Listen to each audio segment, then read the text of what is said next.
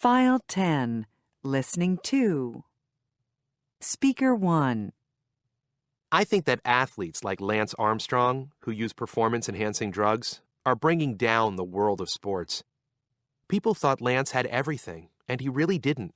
And for those of us who work really hard and play by the rules, it's really frustrating to see that he gets so much attention when he really doesn't deserve it. I like it when a sport tries to eliminate the use of drugs among their players, like the MLB is trying to do with its players. The penalty for drug use among baseball players is so high, a 50-game suspension, that's a lot of time, that players don't want to chance it. There will always be people who try and get caught, but I think they are cheaters and shouldn't be allowed to play sports. Speaker 2. I'm the mother of 3 teenage boys, and it's hard to teach them about good sportsmanship when the players they see on TV act so horribly sometimes. Players in all of the major sports leagues argue with referees and umpires, and some of them say some really nasty things about the players on other teams. All of my boys play sports, and I try to teach them how to be good sports, but it's hard. Their coaches are great, though, so I can trust them to teach good sportsmanship, too. I wouldn't let the boys play otherwise.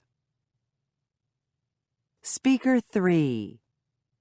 I'd like my son to be a professional hockey player someday, and he shows some talent, but it's a lot of work to be a supportive parent, and it costs a lot of money to play hockey. Even when he was very little, like 5 or 6 years old, hockey gear cost hundreds of dollars with the skates, and he outgrew the gear so fast. It's hard for teams to find ice time, so rinks can charge teams lots of money to rent the ice, and that makes it really expensive to sign up for a team. My son is pretty good, though, and it's not too hard to sit in the cold and watch him play. I just need to invest in a good winter coat and mittens and a hat, and I'm good to go. And when he plays in the summer, the rink feels good after being outside. Speaker 4. I wish my school didn't require us to play sports or participate in gym class. I'm not very good at sports, so it's hard for me to participate, and the other kids pick on me.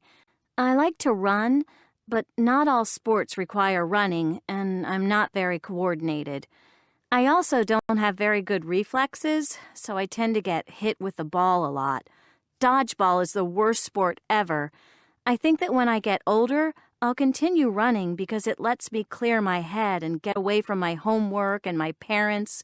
But in the meantime, I'm going to continue to hate gym class. Speaker 5. When my friend first tried to convince me to take a yoga class, I was skeptical. How does standing in one pose for a long time help you exercise? My friend bugged me about it so much that I finally gave in and went to a class. And now I'm hooked. I was surprised how hard it was to stay in those poses for so long. I had to concentrate and focus on my breathing and my position in order to get it right, and each pose used different muscles. The day after that first class, I was so sore that I had trouble getting out of bed. But now I go to yoga class regularly, and I'm getting better at it. And my friend likes to tell me, "I told you so."